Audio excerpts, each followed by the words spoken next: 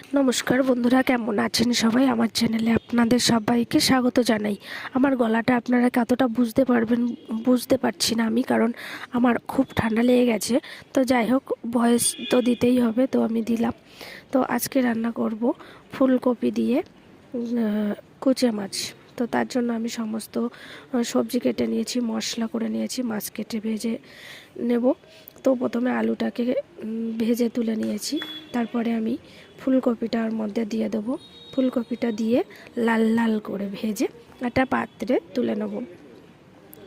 তারপরে আমি ওই তেলের মধ্যে দিয়ে দেবো, এই যে এখন দেখতেই পাচ্ছেন ফুলকপিগুলো লাল লাল করে আমি ভেজে তুলে নিয়েছি।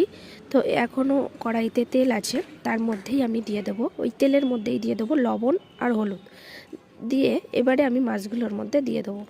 আজকে একটু আলাদাভাবেই মাছটা ভাজলাম। তো যাই হোক, মাছটাকে একটু ভালো করে ভেজে, মানে খুব কড়া করে ভাজবো না, হালকা করে ভেজে এই যে একটা পাত্রে আমি তুলে নিয়েছি।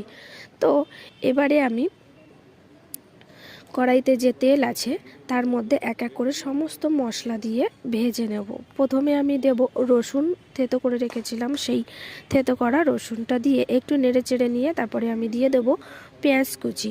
পেঁয়াজ কুচিটা দিয়ে আমি একটু নেড়ে চেড়ে নেব, ঠিক বাদামি বর্ণের হবে সেরকম পর্যায়ে আমি এর মধ্যে দিয়ে দেব আদা বাটা।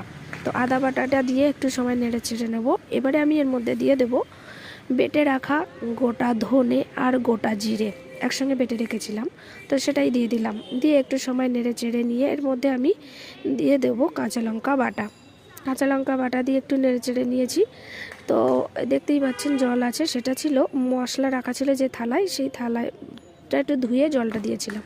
তো তার মধ্যেই দিয়ে দেবো পরিমাণ মতো লবণ আর পরিমাণ মতো হলুদ গুঁড়ো দিয়ে এটাকে আমি একটু মশলাটাকে একটু ভেজে ভেজে নেব। দেখুন মশলা থেকে তেল ছাড়ছে, এরকম সময় আমি ভেজে রাখা আলু আর ফুলকপিগুলো এই মশলার মধ্যে দিয়ে দেবো। দিয়ে একটু ভালো করে মশলাটা ফুলকপি আর আলুর সঙ্গে যাতে মিশে যায়, তো সেরকমভাবে আমি নেড়ে চেড়ে নেব।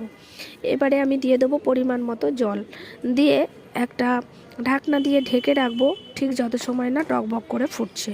দেখুন কি সুন্দর টকবক করে ফুটছে। এবার আমি ভেজে রাখা কুচে মাছের টুকরোগুলো এর মধ্যে দিয়ে দেবো। দিয়ে একটু সময় ফুটবে, আমি তত সময় গরম মশলাটা বেটে নেব।